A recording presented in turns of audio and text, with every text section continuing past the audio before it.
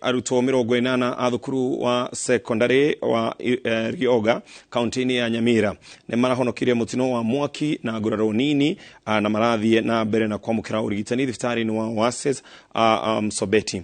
Mwaki ucio urambĩrĩirie nyũmba-inĩ cia gũkoma cia imwana cia form 3 na form 4 iria ikoragwo ire 200 akĩarĩria aciari arĩa maraihũrirwo nĩ wagagu. Mũnini wa commissioner mwena wa Masaba ya Rũgongo Tobias Otunga augĩte atĩ maabitha a borithi nĩ mambĩkĩte ũthuthuria wa kĩhumo kĩa mwaki ũyũ na gũtirĩ mũrutwo ũkũinũka rĩrĩa meharĩria makĩgeranio gĩa KCSE marathiĩ na mbere. Ile dome ambayo imechomeka ilikuwa ina house wanafunzi 200. Na sasa hao 200 hawana makao kuanzia leo kwa sababu ya unit. Na tumekubaliana ya kwamba tutatafuta mbinu ndani ya shule ili waweze kuendelea kusurvive, ndio tusifunge shule.